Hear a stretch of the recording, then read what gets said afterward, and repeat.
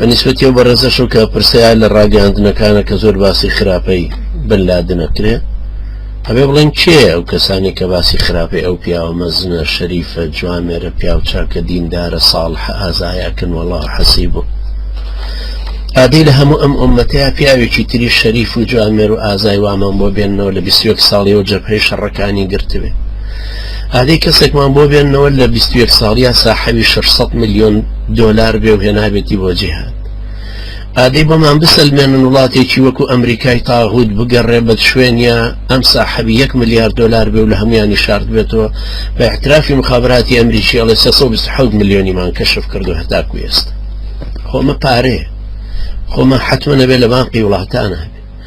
ئادەی لە پێمان بڵێن لەسەر ئەرزە ئەمریکای تاغوت و 67 وڵاتکە ئیتیفاقیان لەگەڵا ئیمزا کردو دژی بن لادن هەر بزانن لەکوێیە ئەمە لەگەڵ مەعیەتی خوایە خوای گەورە بە مەعیەتی خۆی لەگەڵ ئەم پیاوە عەزیزێ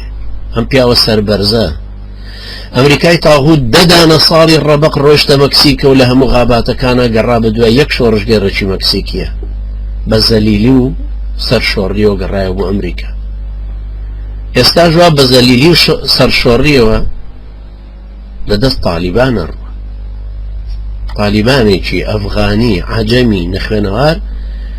کە تالیبانیەک بگری نازانێ ناوی 20 وڵات بڵێ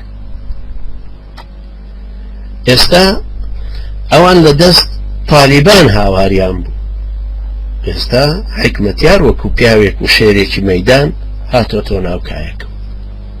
18 ئەندامی لەناو پەرلەمانە هەیە چەک بەشانەکانیشی جەبهەکانی خۆیان گرتووە و لە کونەریشە هەموو کەسێک ئەزانێ کە ئێستا و مسەیترن و حاکم و قایم قام دانێ و هەروە ئەو هێزانی تریشکە هەن قاعیدەش لەوێ 1000 لانی کەم تاجیکیش لەوێن کەوا بوو چێن ئەوانەی کە دژی ئەم خەڵکە چاکە پیا و ساڵحانە باسەکەن ئەمریکایە ئەوروپایە حامد کەرەزایەکانن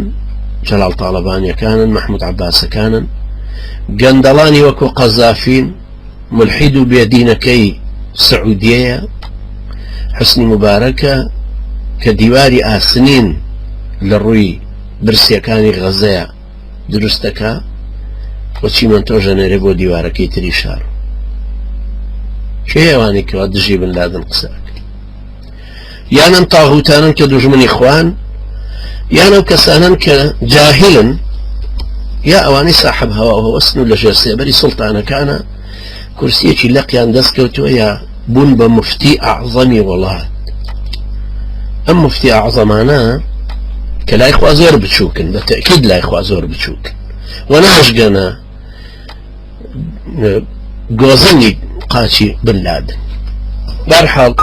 لا ئێمە بن لادن گورزی ئومەتەکە و شمشێری خلافەتە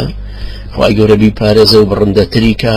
بەرامبەر غەربی تاغوت و کافر و ملهور کە چۆن وەربووە بە وڵاتی مسلمانانە تەکنۆلۆژیای سەردەمی خستۆتە ئیش بە تەیارەی بێفڕۆکەوان بە کەیفی خۆی لە کوێ ویستی خەڵک بکوژێ و جێشێکی وەکو جێشی پاکستانی ڕیشداری ملحید دیسان بێدین کەر تو لە ڕووی ئێوە کەوتوێتە کارکردن و سەنگەرنشینی بۆ ئەمریکای چتابوت ئەوە یەکێکە لە بەشێک لەو باسانەیە کە پێویستە ئێمە لەم یادی شەهیدانەشە باسی بکەین